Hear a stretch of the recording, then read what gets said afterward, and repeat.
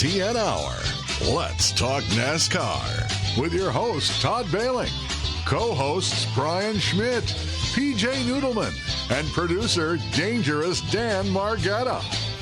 Call the show anytime at 414-421-7901. And now, the creator and host of the fastest hour in radio, Todd Bailing.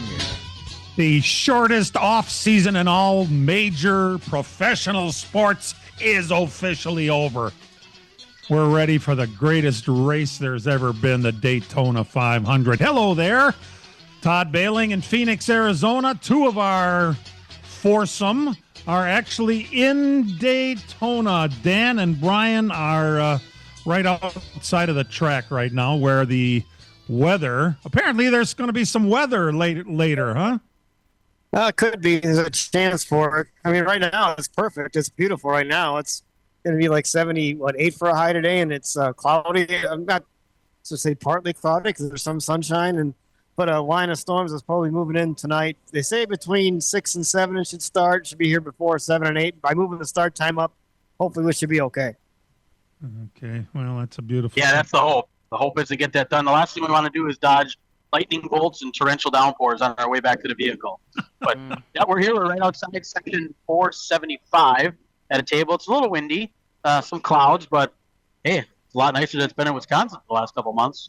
And the last one out of Wisconsin, please shut off the light, would you? PJ over in Trempealeau, Wisconsin. Hello, Ms. Noodleman. Hello, sunny and 39 here. And I'll bet you everybody's going, woo, it's so nice out. Yeah. Yeah. Almost like we could go bareback or just wear a bra. Well, when I do that, the neighbors point. Only Natalie Decker does that. There, somebody picked up on it. Natalie. We'll get to her a little later. She's the buzz once again. If you can't be good, be spectacular. That's what Ted Musgrave once told me long time ago. It's a rule. If you want to be smart, that's what you follow that, that you want to be remembered. We're ready for the Great American Race. Kyle Busch will start from the pole. Chase Briscoe from the outside. Those are the only two cars that were locked in after qualifying last week. The twin qualifying race winners, Chase Elliott and Joey Logano. They're all very good cars, and it's a very long race. And by now, we are smart enough to know that you gotta dodge wrecks and you gotta stay in line. And this is a boring ass race for most of it until the last 50 laps or thereabouts. And then, all of a sudden, where'd that guy come from? How come we just broke 8 cars, and the next one is going to be 10 cars, and the next one could be 20 cars? And let's see who's still standing after 200 laps today. It's not a very smart, it's not a judicious race, but here we are. We all love it. We watch it. We won't miss it. And it starts a little early today because of the aforementioned possibility of rain. Go ahead. And if you don't think anything can happen in this race and anybody's got a chance, you don't really, it's so hard to predict it. Did you really think that the 66 and 78 would be the open cars to make this race? Oh, poor fast pasta Anthony Alfredo. They didn't even get close on their cheating. Was it cheating or was it just stupidity? There's a difference, It sure seemed like stupidity. I mean, it's pretty apparent that you're supposed to mount your hoses and not use tape to tape them on there, and that's what it appears they did. And I mean, I don't know if they're in such a haste to get everything ready that's what they ended up doing, but that's a major mistake. Multiple hoses that were not. Yeah. Yeah. I'm happy to give some lessons on mounting hoses. They could use you over at the number 62 car there, PJ. Apparently. You got me. The race has been moved up an hour. They say it's now 12:30 Central Time start, but the projected green flag is at 1:13 Central Time. So, what exactly is 12:30? That's when the Fox coverage begins? I guess. Well, that's when you start with the national anthem. They're not starting driver introductions till 1:15. It says so. 12:30 is when Fox comes on the air. You got the flyover. You got the whatever kind of Singer, yeah. pomp and circumstance. Then you got pace laps, which take like 2 minutes to get around. So that's why the green flag is at that time. But I applaud NASCAR for doing it because everybody's been talking about this all week since we got here we got here on Monday. And that has been the talk, and we even discussed it amongst ourselves that, well, you really should move this up because Fox's coverage is starting at 12:30 already. So what difference does it make? And then sure enough, yesterday, right before the ARCA race, they made the announcement that they moved it up an hour. So giving NASCAR some kudos for doing that. Jim Trado is going to be the public address announcer once again there, our old friend. He has had the privilege of introducing the President of the United States for this event in the past. Unfortunately, today he's got Bart Simpson. Bart is going to be the what is it, the flag waver or the official starter or some crap. Starter. Yep, honorary starter. Great. How did we go? How did we take that step exactly? Speaking of Fox, this is the first time they are broadcasting a race in 4K resolution. Now, I don't really exactly know what that is. It sounds really good. Either it's high def or it's not. I wouldn't be able to tell 4K from my ass if it was on television. However, they're making a deal about it. This is the first 4K resolution race. So, woohoo. And to Fox's benefit, how about this one? This is supposed to be the quote-unquote Super Bowl of racing. Well, the Super Bowl, when it's on, commands quite a payday. It's like $1.5 million for a 30-second commercial spot. But NASCAR, to their credit, has done very well for themselves. These commercial spots today on Fox is being sold at $400,000 each. There are 80 ads sold, and they're all sold out. That's a total of $32 million coming in the pocket of Fox, which is a return on investment. You wonder sometimes when they say the ratings are down. I'm not sure ratings are going to be down. It's been a very newsworthy off season.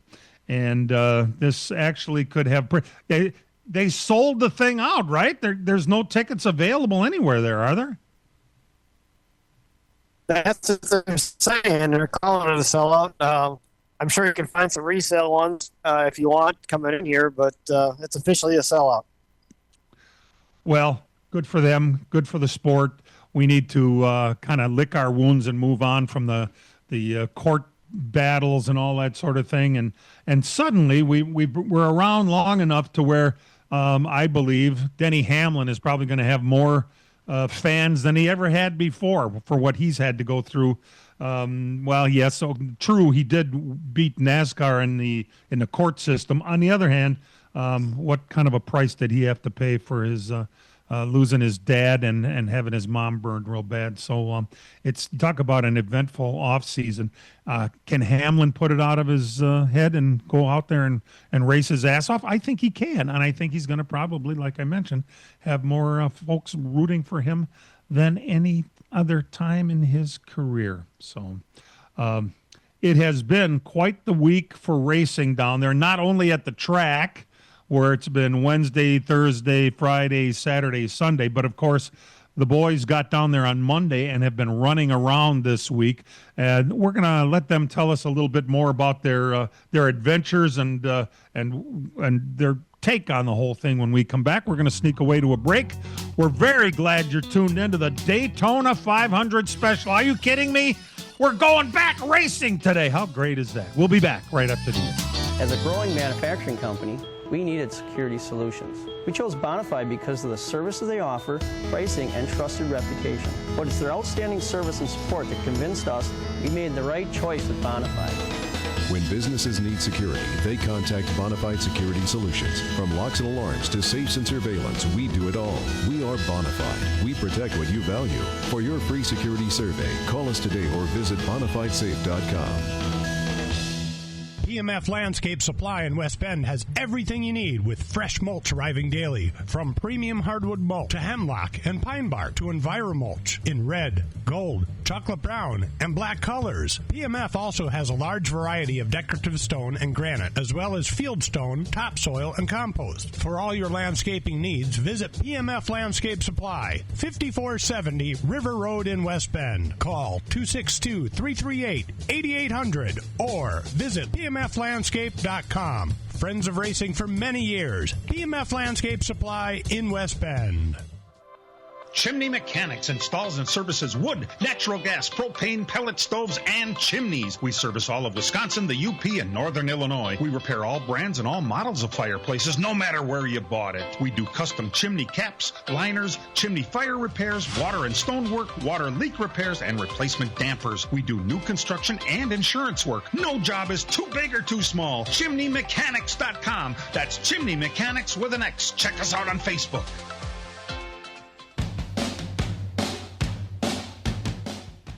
Welcome back. Glad you could join us for our Daytona 500 special.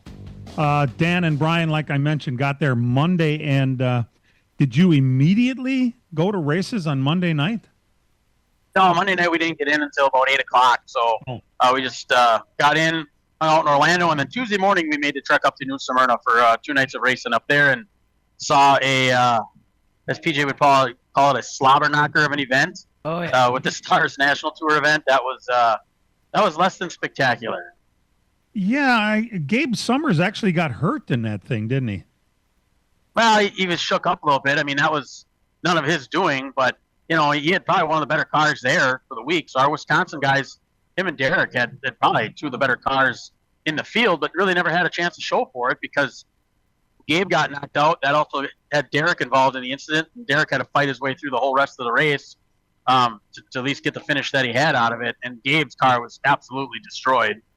So yeah, that was a tough way to get it started, which then led to Wednesday night having a very limited amount of super lates because everybody saw what happened on Tuesday night, and they only had 12 for that race, which saw Spencer Davis pass Jade Avedisian late in the event to get it. But the modifieds, Tour modifieds, were the headliner on Wednesday night, so that was kind of the main event. And we saw Patrick Emmerling pick up the win in that one. And you started going to dirt races all of a sudden, huh? Yep. And then we went over to Volusia for their traditional big event. Dirt Car Nationals is a really big event over there. Lots and lots of cars. I think they had about 60 late models for the World of Outlaw opener that night. About 50 big block modified. So big crowds. I mean, that's become the marquee short track event of Speed Weeks.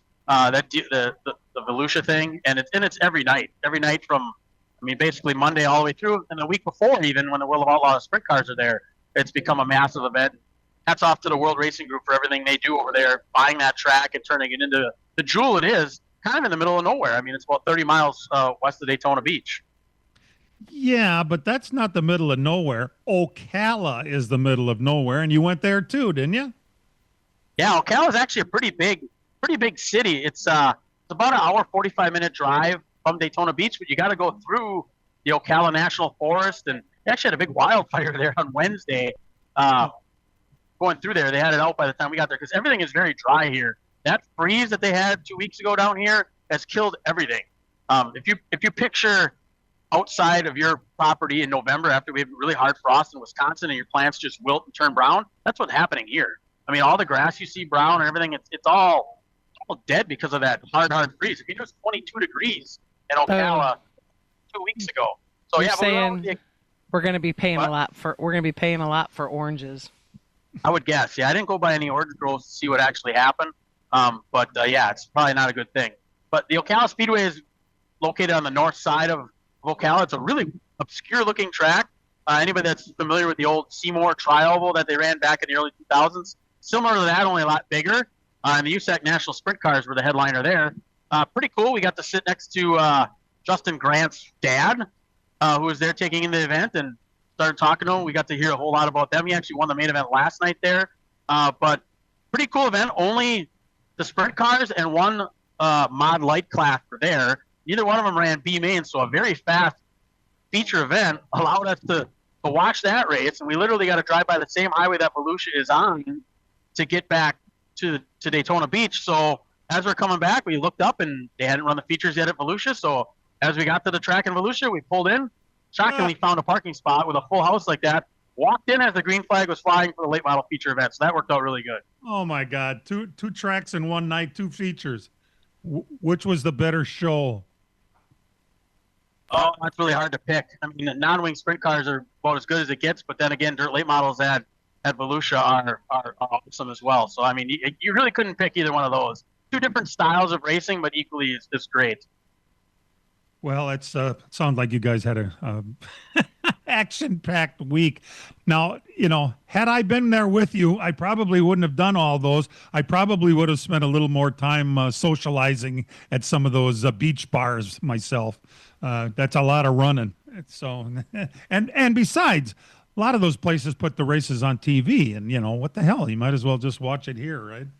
So, Well, in addition to all that, we actually followed the truck race on our phones in between the 2 tracks. Oh so my we God. followed Daytona here and then went to Ocala and Volusia while watching the Daytona stuff on our phone. Very impressive. Yes, race fans. You guys set the gold standard right there for sure. Oh, we ran into a guy from Wisconsin who really sets the standard. A guy by the name of Bob Schaefer. We ran into him at Ocala. That guy goes to at least 2 races a day. He'll go to Auburndale during the afternoon to watch the Legends cars. Who we had one of the Wisconsin Legend guys. What was his name again, Dan? Right? Yeah. That next to us at New Smyrna on Wednesday night. He's been running his Legend car down there all week. So they run that during the day. So this Bob Schaefer guy has gone to I think he's gone to upwards of 30 races down here, and he's been down here about a month. So he's got us long beat. Wow. Give us that name again? I missed it. Bob Schaefer. No, I mean. You may even be listening to this program. Who knows? Who's the guy that won the race? Did you mention that? I don't even know. A modified guy? No, we didn't see one race. We just said that they ran Legends at Auburndale. And on Wednesday night, after they ran their Legends, Art Hahn, Art Hahn, the 80 car runs Art this Hahn, point. sure. Yeah. Him and Mike Egan drove over to New Smyrna and watched the races at New Smyrna. Oh, okay. Well, it's Awesome. it's a busy little week. If you want to do it, you can do it. You got to be quite the race fan to do it, and that's pretty interesting stuff. This week, Hendrick, being the smart car owner that he is, offered Kyle Larson a lifetime contract. And I don't really understand that. I mean, I think his other great drivers had lifetime contracts also, but Kyle Larson, Being the smart guy he is. agreed to only a 5-year deal. Explain why that made him smart to me, PJ. A lifetime contract means you don't have to think about it again, don't you? Yeah, but it might also, you don't know what the fine print was. Does that mean that he can't do other things that he wants to do? Nobody likes to be put in a box. Nobody puts baby in a corner. So if but he changed the rules over at Hendricks when he got there. He did, but we don't know what was in the fine print of the contract. Oh, okay. That's interesting. Well, How old is Kyle? How old is Kyle Larson right now? very early 30s, I believe. Because he said he didn't want to run past 40 much. Remember, he made that comment a while ago. So, I mean, 5 years puts him close to that. I mean, maybe he's looking at doing something else after that. Didn't want to take a role at Hendrick after that. Interesting. Jeez. Well, I thought it was a little odd, but Hendrick did the right thing by offering a lifetime contract, and Larson probably did the right thing by saying, geez, that's awfully nice of you. Why don't I do 5 now, and I'll let you know in 5 years. And that's pretty much where that ended up. The boys are sitting right outside of Turn 4 at the Daytona International Speedway as we get ready for the first race of the year. Can you believe it's already here? We'll take this opportunity to sneak away. When we come back, there's a couple other things happening in the world of NASCAR. From racing engines to street engines, long blocks to turnkey packages, or complete custom engines, just ask and Wagner Automotive can fill your needs. All backed by many years of racing experience. These years of experience have provided reliability and performance that customers need to win races. Wagner's has been building championship winning engines for top teams from NASCAR to short tracks in your backyard. This expertise has carried over to street engines they supply to top custom car builders. The Wagner Company, in the heart of Wisconsin, is outfitted equipped with the state-of-the-art machinery necessary to design, manufacture, build, and test custom engines and their accessory parts. Dyno services are independently available for anyone needed to test their engine. Wagner's company can also provide you or your company with production CNC machining or welding services. All your questions and requests are handled personally by Casey Wagner. Just give us a call at 920-394-3557 or visit our website at wagnerautomotive.com. Miller Sales and Service of Random Lake is where to go for a trailer, no matter what you're hauling. Tom and Jerry Miller have been selling trailers from B&B, Trophy, and Bravo for over 50 years. Quality and integrity is what put them on the map on the corner of 57 and K since 1939. Home of the number 89 dirt and asphalt cars of Brad Miller. That's Miller Sales and Service. It's where to go for a trailer, just 20 minutes north of Milwaukee. Call them 920-994-4358. As a growing manufacturing company, we needed security solutions. We chose Bonafide because of the services they offer, pricing, and trusted reputation. But it's their outstanding service and support that convinced us we made the right choice with Bonafide. When businesses need security, they contact Bonafide Security Solutions. From locks and alarms to safes and surveillance, we do it all. We are Bonafide. We protect what you value. For your free security survey, call us today or visit bonafidesafe.com.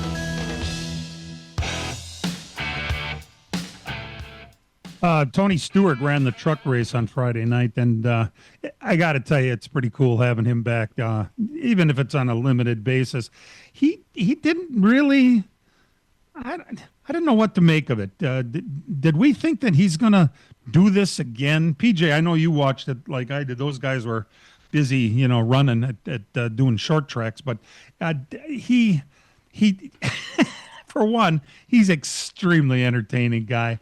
And it's so cool to have him back again. They asked him if he had seen NASCAR President Steve O'Donnell, and he said, "No, I haven't had that pleasure yet." I would have loved to have been there when they crossed paths. But he was in that truck race, and I thought he was just playing with them. He's farting around in the back, waiting for everybody to crash, and he's going to show up at the end. And it didn't really turn out that way, did it, Beej?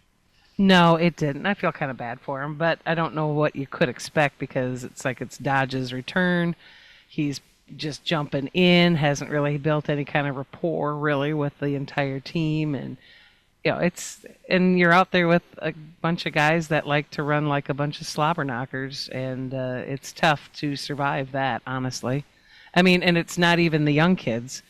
It's like Carson Hocevar. I mean, that guy, every race he was in this weekend so far, he ran like he had a chip on his shoulder and something chip to prove. on his shoulder. Well, that's being nice, isn't it?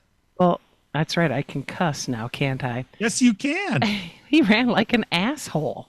Yeah, I don't know. He was just driving like Cruella DeVille from the 101 Dalmatians, just roaring all over the place and running people over and just driving like an asswipe. So he's hit everybody and everything in every race he's been in. Except Tuesday night at Volusia. Yeah, Tuesday night at New Smyrna, he's running into people. Yesterday in the Xfinity race, he must have made about 700 pit stops. Every time he went by, his car was all beat to hell. And yeah, that guy is having a rough go of it. Well, it's not really a rough go of it. It is somebody needs to help him extract his head out of his ass, because that kind of behavior isn't going to win you any kind of friendship out there. He's going to need a friend out there to win on a drafting track.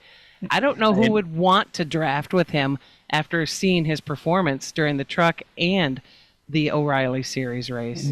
He has a very good car, and he's starting 6th today. Yeah. You'd be surprised how many fans there are of him, though. We have a kind of a crooked look at him, but when you walk around the different events I've been at this week, I've seen more Carson Hocevar shirts this week than I've ever seen before. Yes. I mean, it's been kind of eye-opening, to tell you the truth. And I think part of that is because he has a great social media presence, okay? Yeah. And he is also the guy that bought the Dale Earnhardt Sr. pickup truck, and he likes to do things like that are going to be very endearing to fans. And he's personable. He's very personable with the fans. Sure he is. During the autograph session on Tuesday night at New Smyrna, he took time to talk with every fan, took pictures with every single fan. I mean, I see how I've heard him say, "I'm not here to make friends," and that's great. You don't have to make friends, but you do need to race like a respectful person. Yeah. Because if you don't do that, when you need someone to work with you at the end of particularly a drafting race, people are going to bail on your ass so fast. Yeah. You're going to get shuffled out. So if you want someone to be there at the end, you need to be respectful in order to earn that respect for them to want to work with you. They might use you during the race to get what they need, but they're going to bail on your ass at the end. And, you know. Yeah. You know, I think he's, the guy's obviously a wheelman. I've seen him do incredible things in race cars. But like you said, the maturity thing hasn't happened like you thought it would by this time. And I don't know if maybe that's just his style. I don't think it will. We're going to get to see him in Wisconsin. He's going to come to the Slinger Nationals. I don't know if you saw that. That was announced this week, so he'll be there. Bickle's sharpening his fingernails over that one. I honestly, and I've said this before, and I know I sound like some kind of psychologist, but I feel like that Hocevar is somewhere on the spectrum. Because it's like some dots just are not going to connect for that kid. And he's just going to kind of live in his bubble and not understand why people don't get what he's trying to do. I hearken back to a dinner I had. I was lucky enough to have been invited to a dinner at Jerry Gunderman's house, and Mark Martin was there, and we had a discussion about all things NASCAR, and Hocevar's name came up. And Mark Martin made a really good point. NASCAR really needs Carson Hocevar. They do. And the reason for that is because back in the day with Dale Earnhardt Sr., and maybe this is where Carson's trying to pull it from, Sr. was kind of the man in the black hat. You need to have that at every track. Think about it. Your local track, there's somebody that is the guy in the black hat that everybody loves to hate. And there's always somebody in the white hat that everyone really loves to cheer for that they win. So you got to have the black hat, though, you know. Yeah, that's what I'm saying. And Carson happily wears the black hat, which is ironic that I'm using that analogy since he was the hat guy back in the day in the trucks. Yeah. It's not so much like Dale Earnhardt. It's more like Ernie Irvan. I would agree with that. I'm not at all trying to compare him to the legend. Right, but it's just the fact that you need that black hat guy. Well, no, you need it. You got to have somebody that drives emotions. And that's kind of what he does right now. It's for cheers and boos combined. There's just so many people don't like him. That many people like the guy. And if you have a favorite driver and he's racing him hard and he gets into him and something happens, then you don't like the guy. So you start cheering against him. And that's kind of where it's at right now. He just drives an emotional response. But you need somebody to do that in your series to grow it. Yeah, that's a great way to nail it right there on the head, Dan. 100%. We can all see that a win is coming, too. So, he's ready to take the next step up. He might be out of shape. He might be a real ass. But he's ready to take the next step. And there's always a portion of the fan base that's going to jump on board and then get in your face about it. I'm a Carson Hocevar fan, and the rest of you are a bunch of pussies and blah, blah, blah, blah, blah. And on the Cup side, he's driving for Spire, who's got incredible resources right now. They haven't pulled out a victory. Their only victory was at a range shortened race here. They haven't gotten one since then. And I think he's kind of got some pressure this year to step up and get a win because what he's got behind him and what they've all got the people-wise there at Spire, they should be winning races. And it's going to be a big challenge. And I don't think he handles pressure like that very well, if we're being honest, because when that pressure starts to push on him, that's when he makes dumb-ass decisions that end up taking himself out, as we witnessed in both of the races so far this weekend, or others out, as we witnessed all last season. But he certainly is somebody we talk about and pay attention to and bring attention to our sport, which really is the bottom line. We need, that's what Mark Martin's point was. NASCAR really needs him. He just brings eyeballs, and there's going to be controversy, and controversy is a good thing, believe it or not. We're very glad you've taken a little time out of your Sunday morning to join us for this pre-race program. The first race of the year is straight ahead. We're going to talk a little bit about Sam Mayer and Natalie Decker when we come back. Miller Sales and Service of Random Lake is where to go for a trailer, no matter what you're hauling. Tom and Jerry Miller have been selling trailers from B&B, Trophy, and Bravo for over 50 years. Quality and integrity is what put them on the map on the corner of 57 and K since 1939.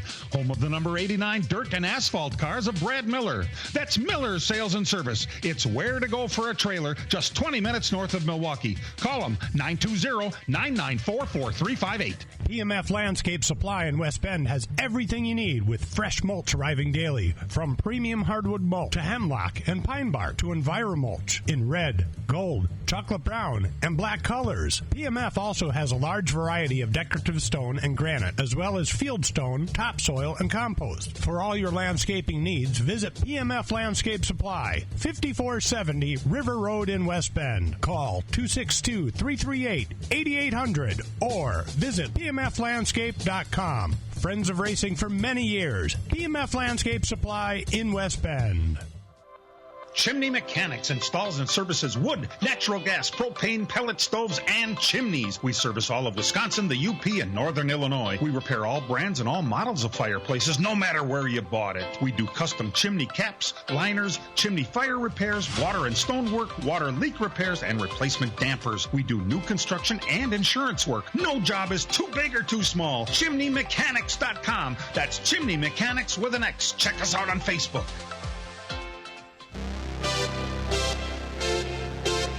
That's a really good idea, PJ. Matt, I want you to see if you can find that audio that came from Natalie Decker's car. Leave all the Dan texted it. Oh, beautiful. So in the race yesterday, which was a pretty shitty race, Sam Mayer was in one of his many crashes. He found lots of ways to crash, but the bad one. Came and he was down low. Okay, there's two sides to this. Sam Mayer is involved in this crash and the car was low. And at the same time, Natalie Decker, who was considerably behind as usual, was told, just go high and you should be all right. PJ, her spotter was? It was Brian Keselowski, Brad's brother. Okay. So... And he did tell her at one point that she was clear and told her to go high. And then, I don't know where his sight line was, but either way, she came in there like she's eating a ham sandwich and just blueyed right into... Blast the living shit out of him. And he had slid up the track. Now, Peach, I don't know if he had brakes. He didn't act like he had brakes. If he had brakes, he probably would have stayed low, right? I believe so. I don't know. I think you get your bell rung like that. Either way, it's kind of hard to know what's going on in the car. That car was just demolished. I don't think there was much controlling it at all, the way it shot up. Yeah, well... Let's take a listen to the audio. Let's listen to the audio from young Ms. Decker's car. It's all cleared. It's all cleared. Louder. Easy, Louder, man. Oh, you gotta be kidding me. Fucking kidding me. That hurts so bad. Why the fuck did he roll up the track? At the beginning, you could hear... Who the fuck was that? That pisses me off so much. That fucking hurt. Holy shit. Guys, whoever that fucking idiot was, please fucking go to his pit. Like, that was so fucking dumb. It ruined our fucking night. What the fuck? I'm so sorry, everybody. That was so stupid. Thank you, everyone, for all your hard work. Yeah, I don't get that. They were completely clear, and the guy just jumped off of it. Like he forgot where he was. Is that the 41? I'm pretty sure. I don't understand what the driver was thinking on that one. Getting out of the car. Yeah, I think that's about the end of that one. Of course she's upset. Anybody would be. Well, sure. A car, she was told to go high. The only thing that gets me is, it's not like you didn't have enough time to slow down, and she certainly smacked the living shit out of that car. Yeah, and the caution is out, therefore slow down. Yeah. Slow down. And while spotters are nice and they help you look ahead, you have two eyes in your head too, so you can actually look and see. I'm incredulous at her reaction to that. When the If you caution, watch the highlight the CW highlight that they put out on social media, which is the beginning of the wreck, it's 18 seconds long, and that doesn't even include the time when Sam got blasted going up the racetrack. So there was a lot of time before that car came through that thing, and that's just it. I mean, you still have to look ahead and use some of your common sense there too. And if you're that far back, you do have to slow down. Whether Sam had brakes or not, I don't know. I mean, usually when you spin, what was the rule? If spin both feet in, you're supposed to lock it down. I mean, what he was trying to do, I don't know. He came back up across the racetrack, which normally doesn't happen. Well, and he did say in his post-race interview that he felt bad about it, and he said, my fault. So maybe he didn't lock it down, but either way, she came in there so much later and obviously was not using her eyes to, and when you see a car starting to go up, most race car drivers can kind of judge where that's going to end up at, or at the very least, slow the hell down. Depends on your speed, right? Well, isn't it true that as soon as the caution flies, as soon as the yellow light comes on, the field is frozen? She could have stopped completely and not lost a position. But she elected to blast through there, and this is what happens. I think we should just probably be a little more cautious when there's stuff happening in front of you that you really don't know what's going to be there when you get there. And maybe her boobs got in the way. Maybe her boobs got in the way, Tobe. There's a thought. It's nice to have Toby Noodleman join us once in a while. I was gonna say, where did that voice come from? Wow. Yeah. Well, what I really like is the analysis of the whole thing. From an experienced guy who's been around this sport. That's what I like to hear. You worked with her at one point, didn't you, Tobe? Nope. I thought never you had did. the pleasure. You worked with her cousins, though. Yeah. Paige and what was the other one? Paige. Natalie got good when she started driving a Wimmer car. Didn't she win a couple of races up there in Wausau? Tommy Ress, yeah. Yeah. She had some wins at Wausau. I did see her at Slinger one time in the Nationals. She held off Casey Johnson to get a spot in the field, and that was I thought that was kind of impressive. I've seen her do some pretty good things. I mean, she hasn't been a complete waste, but sometimes it's just you just got to think. I think. Well, there's that. So since we have Toby close by, you're the spotter instead of Keselowski. What are you telling her? I don't know, and every situation is different. Yeah, that's true. I mean, we don't know. Did Sam have brakes? I don't know. I mean, you're driving around there at 180 miles an hour and something like that happens. I mean, sometimes... I think I would have been just telling her, slow down, slow down, slow down, slow down, slow down. Right. Because nobody was around her. She was driving by herself 18 seconds back. And she heard all clear high. And so, well, why would I slow down? I was told it's all clear. And so I don't know, man. At some point, you got to be responsible behind the wheel, too. It's interesting that Sam Mayer did acknowledge a mistake and apologize to me. But, I didn't hear that when it happened. And the apology must have come when I wasn't paying close attention. Interesting. Yeah, it was go ahead. It was a rough night from our Wisconsin drivers in that race yesterday. Luke Fenhaus didn't have a great run. He had right from the start had issues. Parker Ritzloff was probably the best of them all. Was up there at the very end. He's very good at this drafting thing, and I thought old Clark Kent might have had a shot there towards the end. But of all of them, he was the one that had the best run. Yeah, Luke got his hood crunched on before he got to the start line. There was an accordion thing, right? Yeah, yep. And Jock Blicky, I think he ended up 16th or 17th. So they didn't quite have the speed to stay with the main pack, but he was able to keep his car clean for the most part, get a respectable run for the Dodder operation. Luke's car, it doesn't seem, I don't know, is it just a slow car, or do they have people that really don't know what the hell they're doing? I never really had a chance to find out. I mean, he qualified good, but when you get wrecked before you even get across the finish line on the green flag, we're not going to know anything about it. So, Pete, were you guys listening on the radio? I was listening to the scanner a bit, and I don't know if it's just because of the heat of the moment and all that, but I didn't really feel like there was a lot of respectful chat with Luke. Yeah, a lot of there. not a lot of coordination there. I mean, it was your driver's got to be in the process when you know what's going on.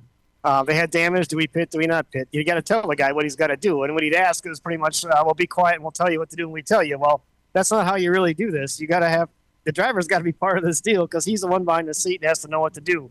They came in and they tried to tape the hood. They taped the hood down, which took a long time. They went back out. The hood, then the throttle stuck, and he couldn't run full throttle. He had to run 3/4 throttle. If he put it all away, it would stick, and that's not good here. You don't want that happening.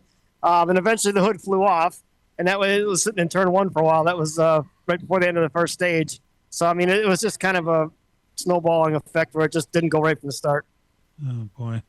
Thanks to Jeff on Facebook who told us Sam said he had no brakes or steering. So, but he probably apologized to Natalie because she got up in his face and he felt bad about it. Yeah. We'll come back with some results, and oh my God, do we have the results.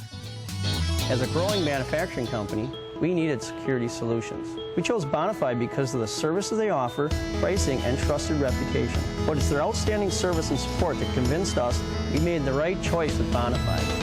When businesses need security, they contact Bonafide Security Solutions. From locks and alarms to safes and surveillance, we do it all. We are Bonafide. We protect what you value. For your free security survey, call us today or visit bonafidesafe.com. PMF Landscape Supply in West Bend has everything you need with fresh mulch arriving daily. From premium hardwood mulch to hemlock and pine bark to EnviroMulch in red, gold, chocolate brown, and black colors. PMF also has a large variety of decorative stone and granite, as well as field stone, topsoil, and compost. For all your landscaping needs, visit PMF Landscape Supply, 5470 River Road in West Bend. Call 262-338-8800 or visit PMFlandscape.com. Friends of racing for many years. PMF Landscape Supply in West Bend.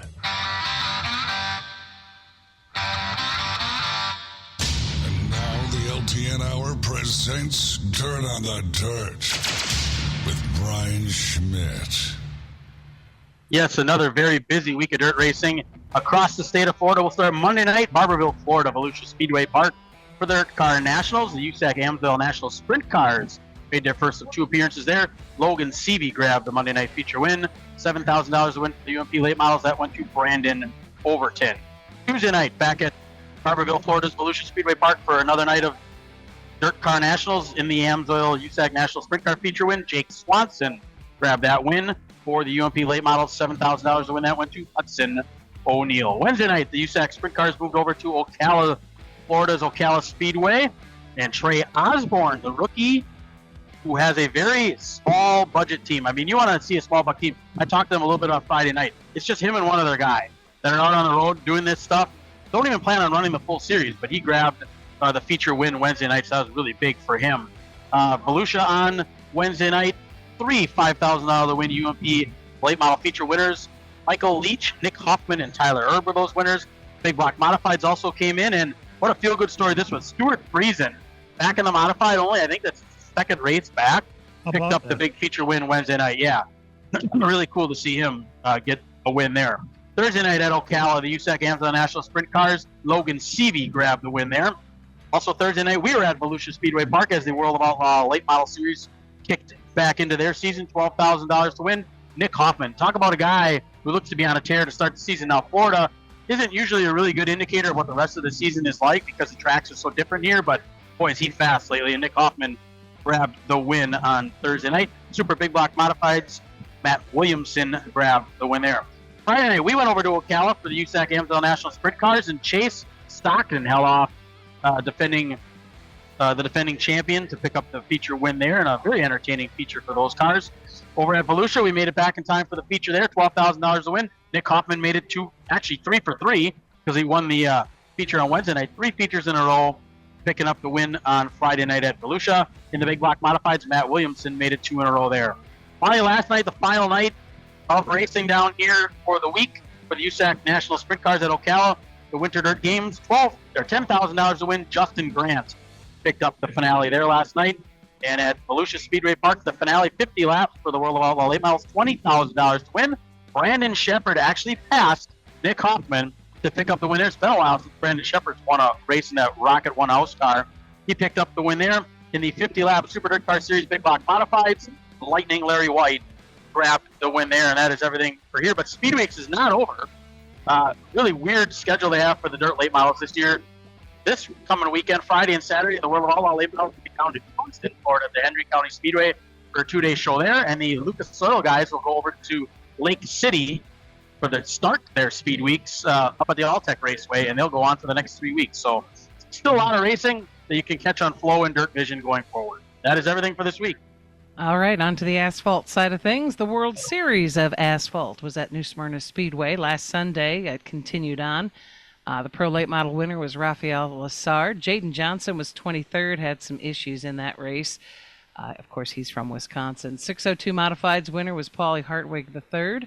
Monday night, the Pro Late Model winner was Brady Monahan. Jaden Johnson was 5th in that race. The Modified Tour winner was Paulie Hartwig III. Ryan Priest was in that race as well, and he was 4th. The 602 Modifieds winner was Ryan Flores. On Tuesday night, the ASA Stars Super Late Model Tour was there. Carson Brown was the winner. Dawson Sutton, Tristan McKee, Spencer Davis, and Carson, hosts of our the top 5. Stephen Nassy was 9th, William Sawalich 12th, Derek Kraus 14th, Caden Honeycutt 16th, Derek Thorne 18th, Ty Frederickson 22nd, Gabe Summers 28th, and Bubba Pollard was 31st. Obviously, there was a lot of carnage in that race. Yeah. Super Late Model winner that night was Vito Cancilla. Jaden Johnson finished 2nd, though, in that one. Modified Tour winner was Ryan Priest. On Wednesday night, the Super Late Models back in action. Spencer Davis winning over Jade Avedizian. Anthony Bello, Max Reeves, and George Phillips were your top 5. Billy Braun was in that one. He finished 10th. Pro Late Model winner was Max Reeves. Jaden Johnson was 6th in that one. Modified Tour winner Patrick Emmerling. Florida Mods. Was that our colleague car? Top 5. Billy Braun was in that one. He finished 10th. Pro Late Model winner was Max Reeves. Jaden Johnson was 6th. Modified Tour winner was Patrick Emmerling. Florida Modifieds winner was Caden Honeycutt. The 602 Modifieds winner was Paulie Hartwig III. On Thursday night, Super Late Model winner was Spencer Davis. Max Reeves, Anthony Bello, Kyle Benjamin, and George Phillips rounded out the top 5. Spencer Davis wins the Super Late Model World Series of Asphalt Championship. The Pro Late Models, Max Reeves was the winner. Jaden Johnson was 18th in that race. Reeves wins the Pro Late Model World Series of Asphalt Championship. Modified Tour winner was Patrick Emmerling. Florida Modifieds winner Caden Honeycutt. 602 Modifieds winner Eric Zay. And then Friday night, the Modified Tour winner was Ronnie Williams. He was also the series champion for the Modified Tour. Florida Modifieds winner was Augie Grill. Jared Maupin was the series champion for the Florida Modifieds. And then last night, they had another Florida Modified feature, and Cody Stickler was the winner. And the Wing Sprints feature winner was Davey Hamilton Jr. And that's it for the asphalt results. We're going to sneak away for a break. We're glad you're tuned in. We'll be back right after these. Miller Sales and Service of Random Lake is where to go for a trailer, no matter what you're hauling. Tom and Jerry Miller have been selling trailers from B&B, Trophy, and Bravo for over 50 years. Quality and integrity is what put them on the map on the corner of 57 and K since 1939. Home of the number 89 dirt and asphalt cars of Brad Miller. That's Miller Sales and Service. It's where to go for a trailer, just 20 minutes north of Milwaukee. Call them 920-994-4358. From racing engines to street engines, long blocks to turnkey packages, or complete custom engines, just ask and Wagner Automotive can fill your needs. All backed by many years of racing experience. These years of experience have provided reliability and performance that customers need to win races. Wagner's has been building championship-winning engines for top teams from NASCAR to short tracks in your backyard. This expertise has carried over to street engines they supply to top custom car builders. The Wagner Company, in the heart of Wisconsin, is outfitted with the state-of-the-art machinery necessary to design, manufacture, build, and test custom engines and their accessory parts. Dyno services are independently available for anyone needed to test their engine. Wagner's Company can also provide you or your company with production CNC machining or welding services. All your questions and requests are handled personally by Casey Wagner. Just give us a call at 920-394-3557 or visit our website at WagnerAutomotive.com.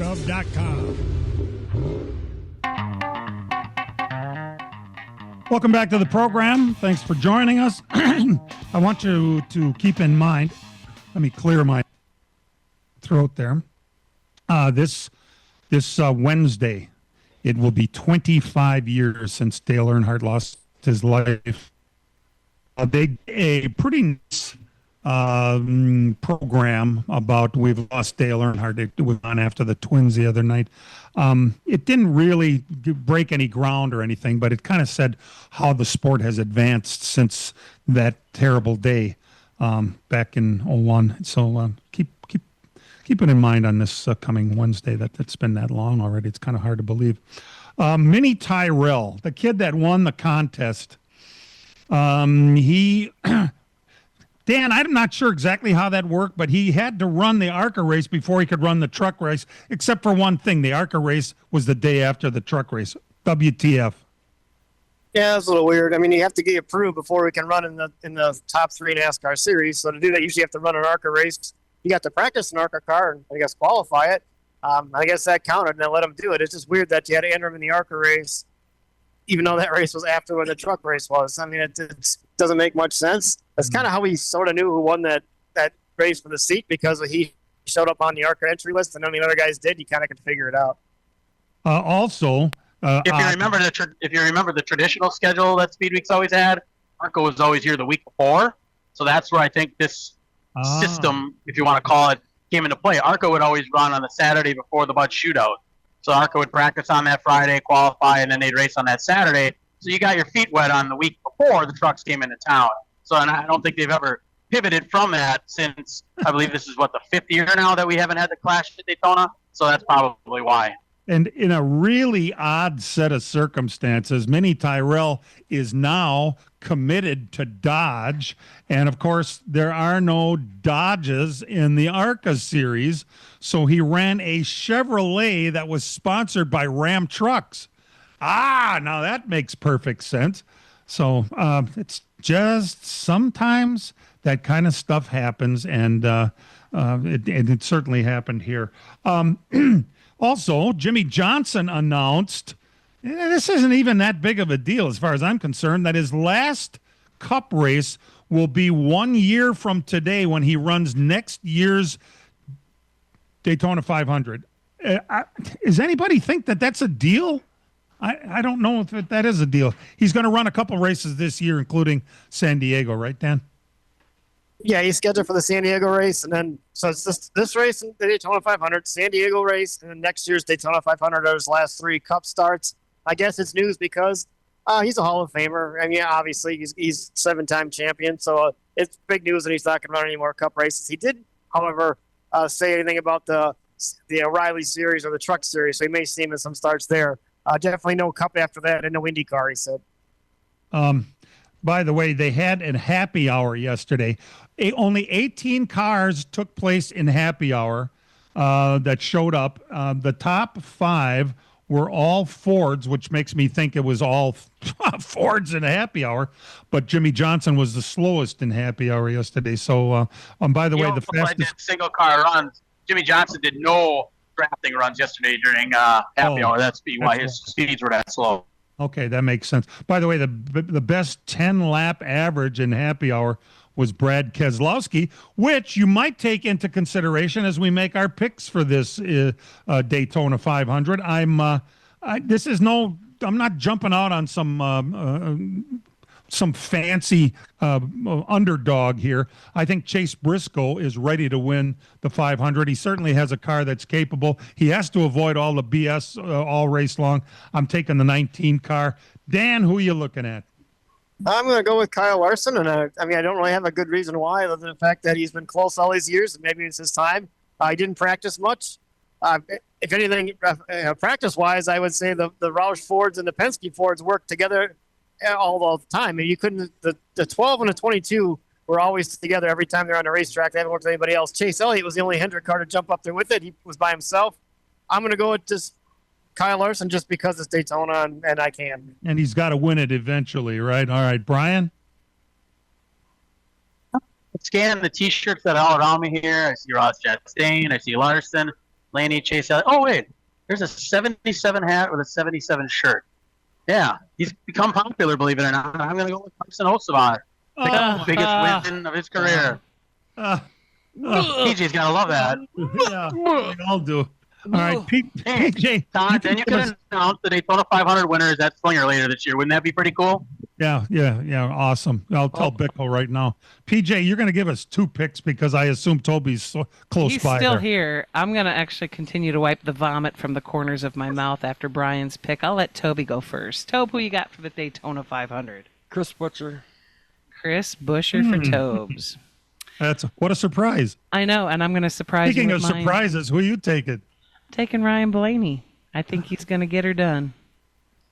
He has been the favorite in Las Vegas. So, Did you put money on somebody? I thought. I did. As a matter of fact, I have Ross Chastain, and I got 28, I think. No. I don't have the ticket in front of me. I did pick Ross Chastain. I did pick Briscoe. And who's the other one I took, Marge? I thought you took Kyle Busch. No, that was, you know what? I did too. And I was all, thinking, oh, great, he's starting on the pole. No, that was the Clash.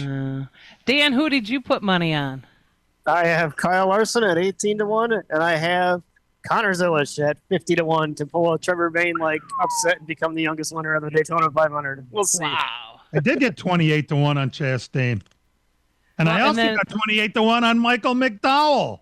Matt Yancey posted something too on our Facebook feed. He said Dale Earnhardt had 59 race winless streak when he won the 500. Brad Keselowski is currently at 59 races without a win. Ooh, that's a good point there, Matt. Yeah. Speaking of vomit earlier, PJ, you said vomit.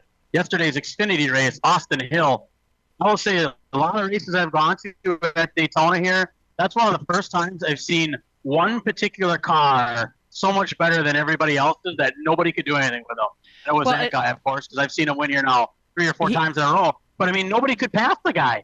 It's just crazy. And I don't think we're going to see that today. He made a good point, though. Everybody was so busy trying to not help him that in their all efforts to try not to help him, they ended up helping him. That's terrible. And the guy keeps winning, and is there a least? Boy, we ought to have the least popular driver voting sometime. The guy would be on the list. He's a douche canoe, that's for sure. I have not seen any of his T-shirts walking around here. I will say that. I have not seen any Austin Hill T-shirts anywhere around the property. There you go. And why is this guy not in a cup car if he is clearly and easily the best NORP driver we have? NORP? Nope. N-O-A. NASCAR O'Reilly Auto Parts Series. Nopes. Why is he not in a cup car? Nopes. Hey, I didn't make it up. Somebody else did. Why is he not in one of those? Come on. He does deserve a shot. Whether you like him or hate him like most people do, you got to admit he's pretty damn good at Daytona. So he should be in a car. Why not? Get some money, kid. Buy yourself a ride because who'd want to drive for Childress at Daytona?